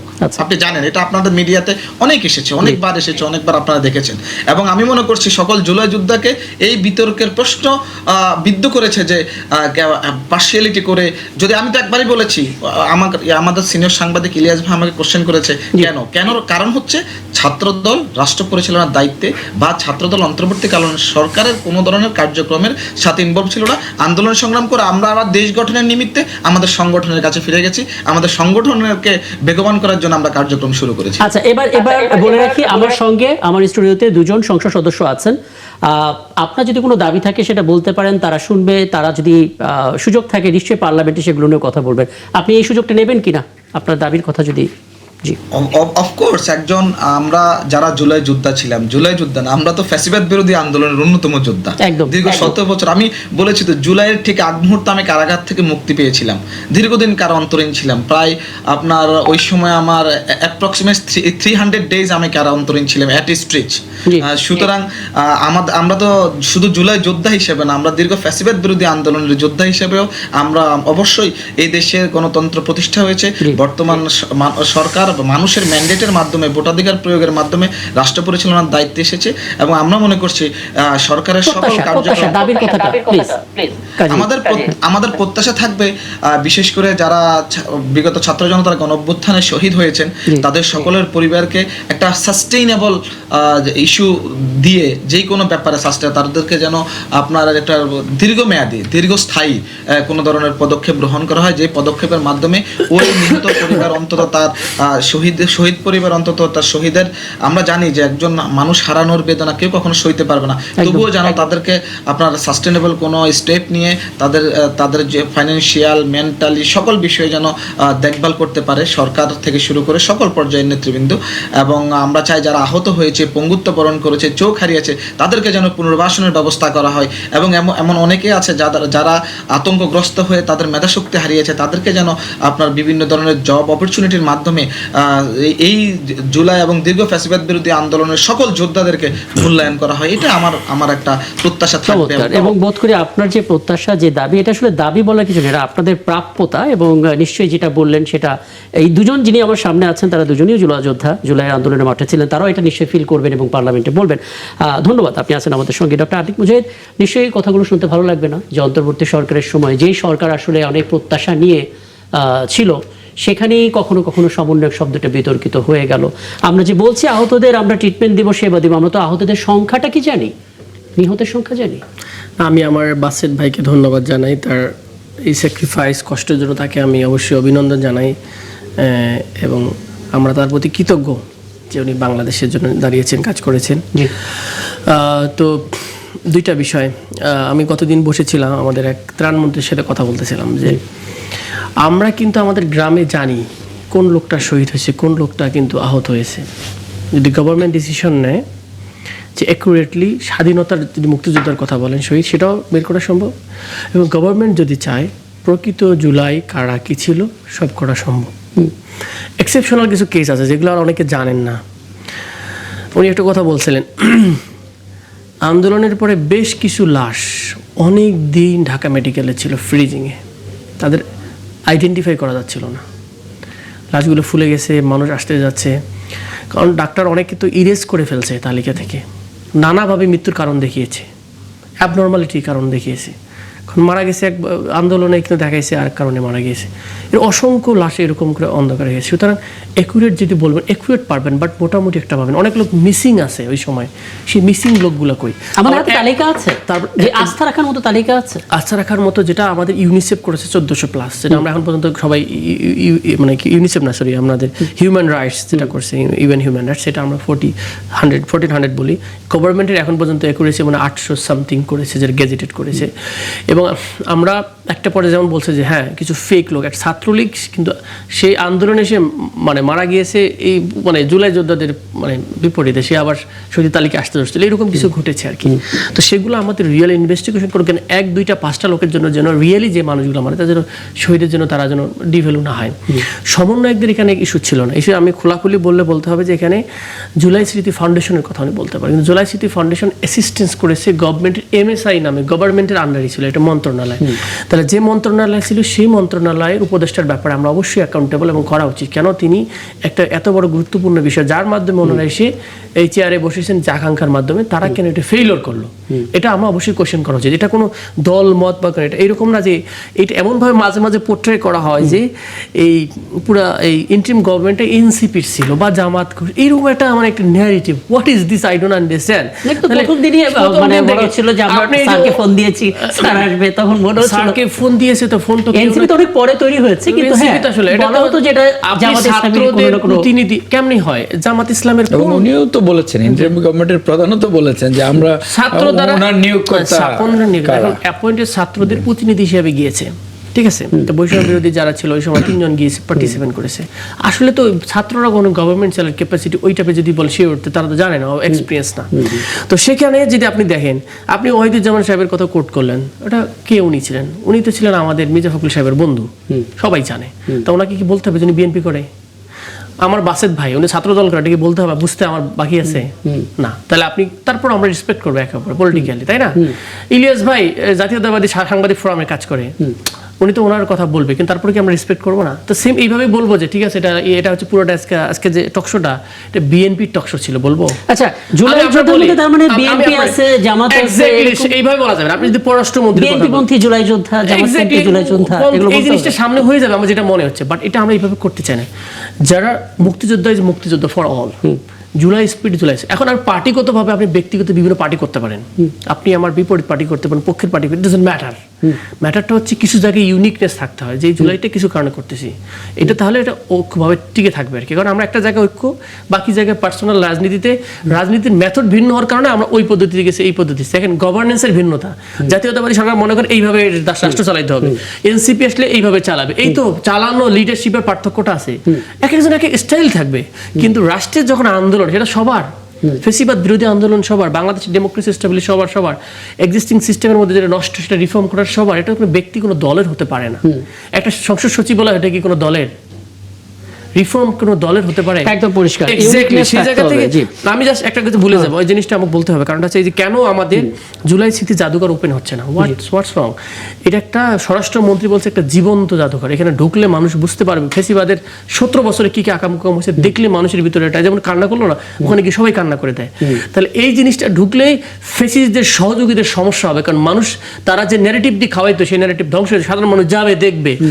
এবং বলা হয় এখানে কিছু সচিব জড়িত রয়েছে যারা ওই সরকারের আমলেই তারা ফ্যাসিলিটিস পেয়েছে, এখন তারা বিএনপির মুখোশ ধারণ করার চেষ্টা করতেছে, আমরা বিএনপি, এবং তারাই বাধাগ্রস্ত করতেছে। এবং বাহিরের সত্যি স্পষ্টভাবে প্রমাণ আছে এটা? স্পষ্ট প্রমাণ কি? এটা তো মানে এটা অনেক কেস সেন্সিটিভ তো, এটা আপনি স্পষ্ট আপনি প্রমাণ ছাড়া তো- কোনোভাবেই বাংলাদেশের সিস্টেমে কোনো টেন্ডার যদি হয়, সরকারি কাগজে কোনোদিনও সচিবরা কোনোদিন অকাজ করে না। এই সচিব কাগজগতভাবে শুদ্ধ রাখবে অন্যায় কাজ করতে গেল, এটা বাংলাদেশের মানুষ খুবই খুবই সূক্ষ্মভাবে কাজগুলো করে। বাট আমাকে বুঝতে পারতেছি একটা সব ওকে একটা জিনিস, এটা ওপেন করতে কি সমস্যা আমাকে বলতে হবে। মানে একটা কারণ বলেন যে এটা সমস্যা, আপনি নিয়োগ দিবেন না, তাহলে আপনি নিয়োগ কেন আটকায় রাখছেন? তাহলে আমরা কোন লোকটা নিয়োগ আটকায় রাখছে? গভর্নমেন্ট টাকা দিছে, তাহলে আটকায় রাখতেছে কোন কোন সচিব? যেখানে মন্ত্রী আদেশ করছে, আমরা শুনেছি সেই জায়গার সচিব পরিষ্কার এটাকে করতে দিচ্ছে না, নিয়োগ। পরিষ্কার, এই তাহলে সেই পরিষ্কার। সচিব দায়ী, তাই আমি মনে করি, না বললাম না, সেই সচিবে দায়ী। ডক্টর আতিক মুজাহিদ, অনেক ধন্যবাদ। তবে হ্যাঁ, আজকে টকশোটা বিএনপির টকশো হবে না, কারণ সবচেয়ে বেশি বলেছেন Exactly, কিন্তু তাহলে। এনসিপি দলীয় সংসদ সদস্য, সবচেয়ে বেশি বলেছেন কিন্তু আমি ঘড়ি ধরে দেখছিলাম। যাই হোক, আমি জনাব আখতারুজ্জামান হচ্ছে আপনার কাছে এই প্রশ্নটা করে গিয়েছিলাম যে ওই সময় ফ্যাসিবাদের যারা সমর্থক ছিল, সহযোগী ছিল, তারা বিএনপির মধ্যে এখন থেকে কেউ কেউ বিএনপির মুখোশ ধারণ করেছে কিনা, এমন একটা অভিযোগের কথা যেটা ডক্টর আতিক মুজাহিদ বললেন, ওনার অবজারভেশন। আপনারা কি কখনো শুদ্ধি অভিযান চালিয়েছেন, দেখেছেন, এরকম কথা শুনেছেন? দেখেন, মানে আমি ডক্টর আতিক মুজাহিদের কথা পুরোপুরি মানে দ্বিমত করছি না, আবার কিছু বাস্তবতা আমি করছি। আমি এটা যদি আমি যদি আপনাকে একটু বিশ্লেষণ করি, দেখেন বিএনপির জায়গা থেকে এই সরকারটি 4 মাসের সরকার গঠনের পর থেকে বিএনপি একটি পেয়েছে একদম পুরো ফেসিবাদ ধ্বংস করা বিভিন্ন প্রতিষ্ঠান, এবং এই যে যারা ফেসিবাদী শাসক ছিল তারা 17 বছরে স্তরে স্তরে স্তরে স্তরে তারা তাদের লুক বসিয়ে গিয়েছে। বিএনপি আসলে আপনি মানে ওভারনাইট, এটা মানে বাস্তবতা যে ওভারনাইট বিএনপি কিছু কিছু জায়গায় পরিবর্তন এনেছে, হ্যাঁ, কিন্তু আপনার হাতে তো সেই অল্টারনেটিভ নাই। যেরকম আপনি ধরেন আজকে ধরেন পুলিশে কিছু কিছু জায়গায়, বড় বড় জায়গায় কিছু করা হয়েছে আমলায় তন্ত্রের ক্ষেত্রে। আতিক মুজাহিদ যেটা মানে বলতে চাইছে, আসলে আপনার যে কোনো সেক্টরে আপনি তো রাতারাতি পরিবর্তন, সেটা বিএনপির বা যে কোনো সরকারের সেই সুযোগ নাই। যেরকম পুলিশে আপনি যদি আজকে নিয়োগ দেন, তাকে 2 বছর ট্রেনিং দিতে হবে, সেই 2 বছর ট্রেনিং নিয়ে তারপর সে কার্যক্রম শুরু করবে। এখন যারা বিভিন্ন কর্মচারী বৃন্দ আছেন, সবাইকে তো আপনি ফেলে দিতে পারবেন না। যেরকম অন্তর্বর্তীকালীন সরকারের প্রধানও যখন পুলিশ বা আমলাদের সাথে যখন বৈঠকে বসেছেন, তখন কিন্তু উনি বলেছেন যে অনেক হয়েছে, আপনারা অতীত সব ভুলে গিয়ে সামনের দিকে এগিয়ে যান। তো এখন তো এই যে বাস্তবতা, এটাও তো মানতে হবে। মানে এই বাস্তবতাটা তো আসলে অস্বীকার করার জন্যই যে আসলে আমাদের হাতে এত রিপ্লেসমেন্ট নাই, এত লুক নেই, এবং নিয়োগ প্রক্রিয়া রাতারাতি সেটা সম্ভব না। যতদিন না পর্যন্ত সরকারটিকে সময় দিতে হবে। সরকার এই বিষয়গুলি একেবারে শেষের দিকে আছে, বিষয়গুলি সরকারকে সময় দিতে হবে, তাহলে এই বিষয়গুলো নিষ্পত্তি হয়ে যাবে, এবং সবাই মিলে কাজ করলে অবশ্যই মানে আমরা এই জায়গাগুলোতে আমরা একটা ভালো কিছু করতে পারবো। আমি একদম শেষের দিকে, আমি সবশেষ মন্তব্য জনাব ইলিয়াস খান আপনার কাছ থেকে নিয়ে আলাপটা শেষ করব। এটাই স্পষ্ট, এটা সরকার দল বিরোধী দল সবাই একমত যে জুলাই ঐক্যে যদি ভাঙন ধরে, তাহলে আসলে সবকিছুই ভেঙে পড়বে, ফ্যাসিবাদ ফিরে আসবে। ঐক্যের জায়গাটা কতটা শক্ত দেখতে পাচ্ছেন আপনি? যখন রাজনৈতিক বক্তব্য পাল্টা বক্তব্য দেখেন, শঙ্কা জাগে?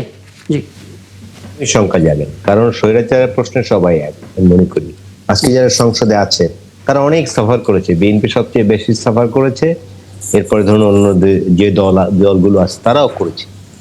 এখন তারা নিজেরা তর্কাতর্কি করে, এটা গণতন্ত্র থাকবে, কিন্তু স্বৈরাচার যদি ফিরে আসার কোনো সম্ভাবনা দেখা দেয়, এই দলগুলো কিন্তু আবার এক হয়ে যাবে।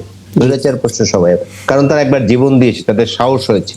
স্বৈরাচারের সাথে তারা কোনোদিন আপোষ করবে বলে আমি মনে করি, এবং তারা জানে যে স্বৈরাচার ফিরে আসে নিজেদের দ্বন্দ্বের কারণে, তারাই সাফার করবে, অন্য কেউ করবে না। ডক্টর আতিক মুজাহিদ, আপনি কি দেখেন জুলাই ঐক্য কতটা শক্তিশালী আছে? আমরা 23শে জুন দেখেছি, আমরা বাংলাদেশে গত 23শে জুনের আমরা আওয়ামী লীগের পতিত আওয়ামী লীগ যে ঘোষণা করেছিল, আমরা তো দেখলাম যে বাংলাদেশের সব দলই নেমেছে, তাই তাই নয় কি? আমরা এটা দিয়ে বুঝতে পারি যে ফেসিবাদের বিলোপ সাধনে বা বিরুদ্ধে প্রতিরোধে অবশ্যই। সব দল ঐক্যমত রয়েছে। এটা এটা আপনারা সবসময় দেখতে পাচ্ছেন। সুতরাং সেই জন্য আমরা বিএনপি দেখেছি, এনসিপি দেখেছি, জামাত দেখেছি, ছাত্র শিবির দেখেছি, ছাত্র দল। না এটা কি এখন ইমোশন হয়ে বলছেন, মানে ইমোশনাল Emotional ইমোশন না, এটা বাস্তবতা। বাংলাদেশ বাঁচাইতে হলে, বাংলাদেশকে যদি টিকে থাকতে হয়, তাহলে ওই সবাই মিলে ঐক্যবদ্ধ থাকতে হবে। আমি বলি Awami League is not a party. এটা আমার কথা না, আমি কি ধার করতেছি স্বরাষ্ট্রমন্ত্রী। ইটস এ একটা উনি বলছে যে মাফিয়া স্টাইল অফ সন্ত্রাসী, যারা হত্যাকারী একটা দল। সুতরাং এটার সাথে, এবং মির্জা ফখরুল বলেছেন যে Awami League and democracy does not go hand to hand. So এটা কখনো হাতে হাতে যায় না। সুতরাং সেকেন্ড হচ্ছে বাংলাদেশের যদি সিকিউরিটি থ্রেট বলেন, ভাই কন্টিনিউয়াসলি তারা ইন্ডিয়া থেকে বাংলাদেশ চালাইতে চায়। এটা কি, হোয়াট ইজ দিস? আমরা কি ইন্ডিয়ান প্রদেশ নাকি? এটা স্ট্রেট যদি বলি, এটা কি ইন্ডিয়ান প্রদেশ? তাহলে আপনি যে বাংলাদেশে পার্টি আনতে বাংলাদেশের রাজনীতি করেন, বাংলাদেশের কথা বলেন, আপনি আর একটা দেশের ভাড়াটিয়ে খেলার দরকার নেই এখানে এসে। এবার সবশেষ কথাটা বলেন। আর আমি 10 সেকেন্ডে একটা জিনিস বলি, দেখেন আপনি আওয়ামী লীগের একটা কর্মীকেও খুঁজে পাবেন না যে এখন পর্যন্ত এই যে গণহত্যা চালিয়েছে, এই যে এত গুম হয়েছে, দুঃখ প্রকাশ যে কেউ দুঃখ প্রকাশ করেছে, কেউ করেছে, মানে এই জিনিসটা খুব দুঃখজনক। তো সুতরাং যদি কোনো কারণে ফ্যাসিস্টরা ফিরে আসে, এই আতিক মুজাহিদ বা আমরা কেউ বেঁচে থাকবো না, বাংলাদেশটাই অস্তিত্বটাই সংকটে পড়বে। তো সুতরাং we should be United for Bangladesh. হ্যাঁ, বাংলাদেশের জন্যই জুলাই ঐক্যের প্রয়োজন, জুলাই ঐক্য আছে এবং সেভাবে থাকবে, প্রত্যাশা নিয়ে আলাপটা শেষ করছি। অনেক ধন্যবাদ জনাব ইলিয়াস খান আপনাকে এবং মাননীয় সংসদ সদস্যরা, আপনাদেরকেও ধন্যবাদ। সামনে কোনো আয়োজনে নিশ্চয়ই আবার আপনাদেরকে পাবো। দর্শক আপনাদেরকেও ধন্যবাদ, একটা দীর্ঘ সময় আমাদের সঙ্গে ছিলেন। আগামীকাল নতুন ইস্যু নিয়ে আবারও ৭১ জানালে আমরা হাজির হব, থাকবেন আমাদের সঙ্গে।